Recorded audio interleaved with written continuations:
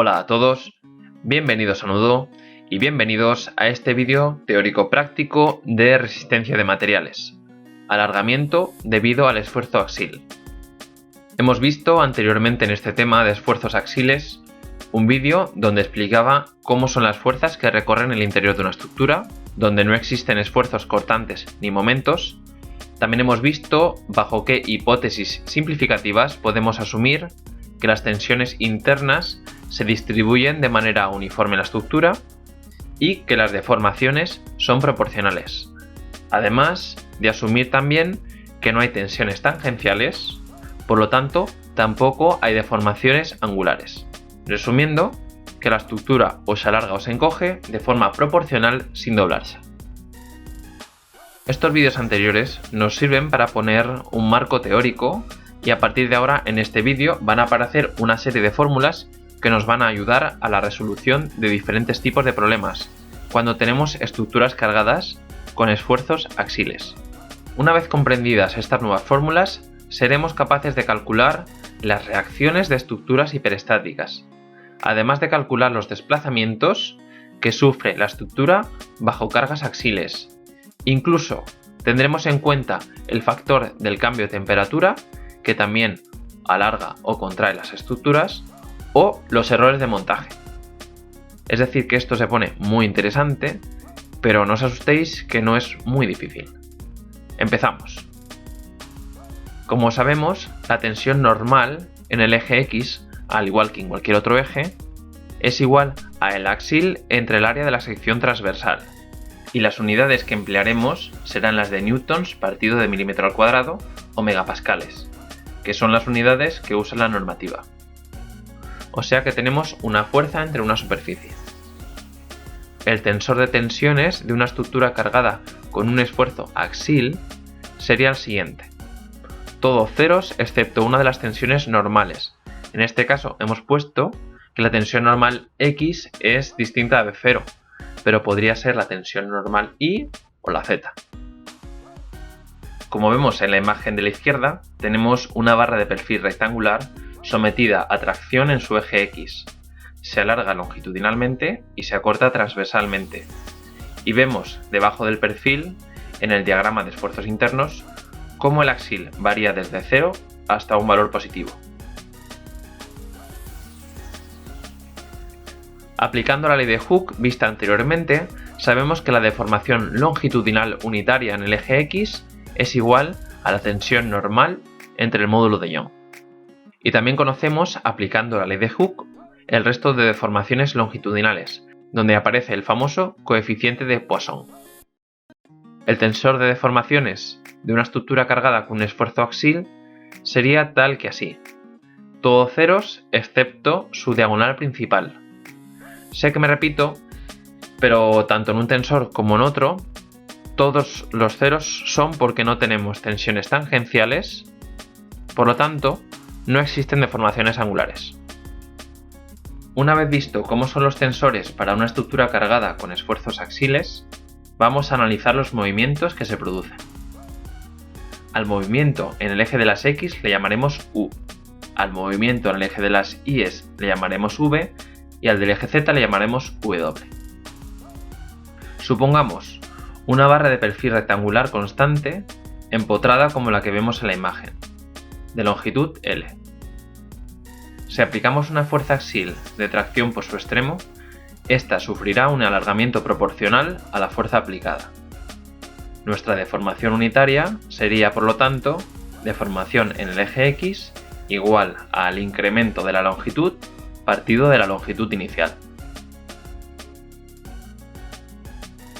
Ahora, para ver cómo es esa deformación unitaria en cada una de las secciones, cojamos una sección cualquiera como esta, que se encuentra a una distancia X del origen, y veamos cómo se mueve esta sección al aplicar dicha fuerza. Como podemos observar, la sección se desplaza una determinada cantidad que llamamos U. El movimiento U siempre está en función de la posición X de la sección. Para ver cómo es la deformación unitaria en las infinitas secciones del prisma, tenemos que utilizar el concepto de límite.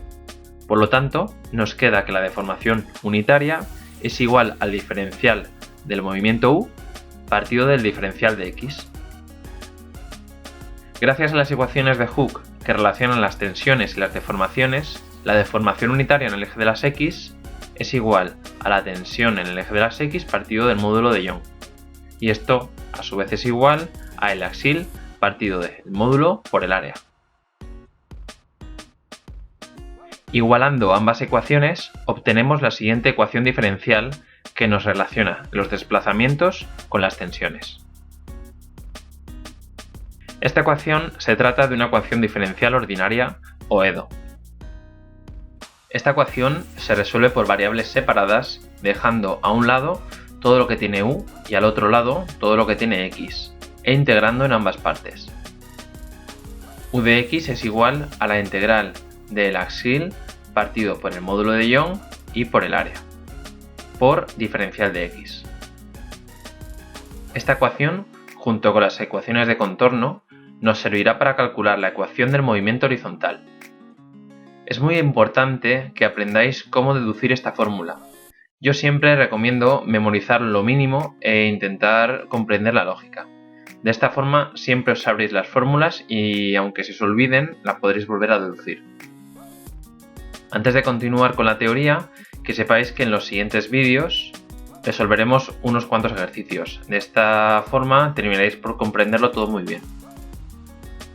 Si queremos calcular cuál es el incremento de longitud de una viga o de uno de sus tramos, podemos usar esta misma ecuación diferencial y hacer una integral definida.